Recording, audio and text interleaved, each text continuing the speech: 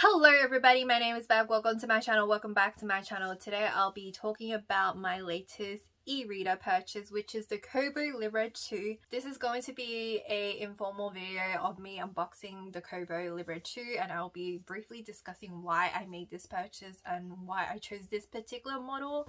I do have the Kindle Paperwhite over here from last year, and I was just looking for an upgrade.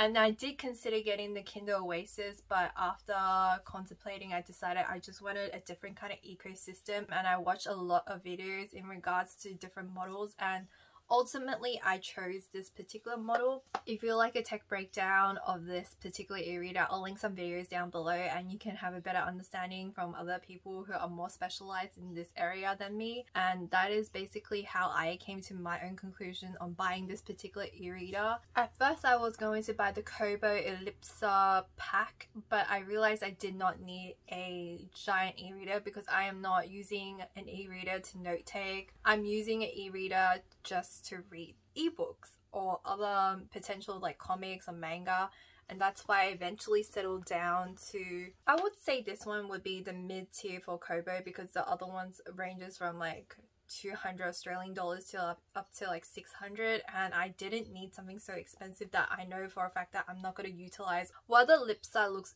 amazing and stunning and it has so many capabilities, it's just a lot of things that I will never utilize. And even after the Black Friday sale, it was still pretty expensive. And the reason why I didn't choose the Kobo Sage was because I did not want to buy additional stylus on top of the Kobo itself. Plus I heard there was some battery issues and some overdrive issues, which I'm having with my current Kobo that I own, but I think they have resolved it because I didn't need the additional stylus because I don't really note take that much. At most I would only highlight passages or maybe look up words, which is like what any basic e-readers in the current market can do. And after watching so many reviews, reading about it on the internet, I have come to the decision of buying the Kobo Libra 2. I've also heard some issues with this particular model as well, but out of all the ones that I've seen, this one seemed the most promising and within my price range. And it was also the only model that was not on sale during Black Friday. But I managed to find it for somewhat cheaper on Amazon, and that's where I picked it up. 3 days later, this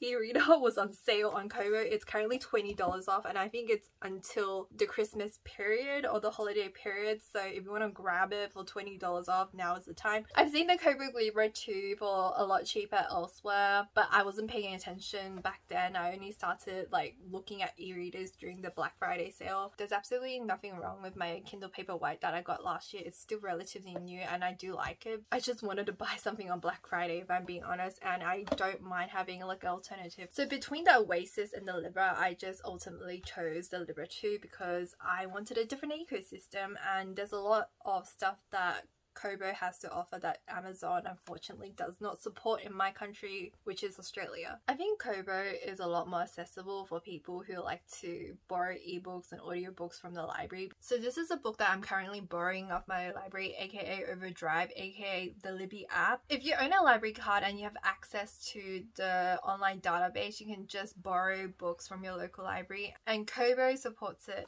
But if you have any Amazon devices or e-readers, you don't have the same kind of service. Initially when I bought this Kobo, I didn't think I'll like the buttons on the device, but it turns out I use the buttons more often than actually tapping the screen unless I'm selecting the menu. I can't really compare these two e-readers because they're of a different kind of tier. This is more of a lower to mid-range, and this is a mid-range e-reader. If this was a Kindle Oasis, it makes more sense. But in terms of the ecosystem, the Amazon store caters more towards my reading algorithm.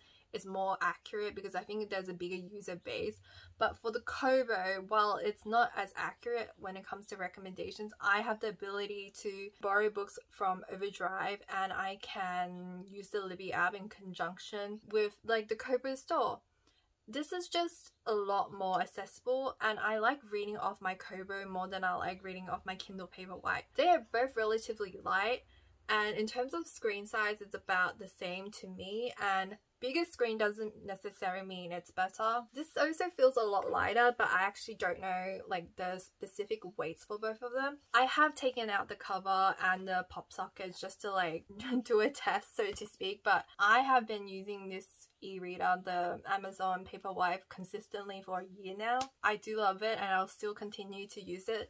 The Kobo seems a little bit more fragile, but I do like the design a lot more. I feel like this one's more comfortable to read on, and I don't really need a pop socket to support myself while reading this. These are just my personal feelings when it comes to the Kobo, but overall I really like the Kobo Libra 2 so far. I've only been using it consistently for the past week and I wish I had bought it on sale, but I did buy it for cheaper. It's only of a $10 difference, and I have listened to some audiobooks on the e-reader, which is weird to me. I've never done it before because the Paperwhite doesn't really support it. It's a new experience for me because I usually listen to audiobooks on my phone. TLDR version of this video, I bought a new e-reader. I just wanted to talk about it. Yeah, I'm really happy with this purchase. I just wished I had waited a couple of extra days and waited for that random $20 sale. I didn't think this particular e-reader will go on sale. It's really easy to use, I think. I just love the overall aesthetics of this particular Kobo, and I've been using it consistently for the past week, and I think I'll continue to use this as my main e-reader. But if I'm being honest with myself, the Kindle Paperwhite seems a little bit more sturdier, so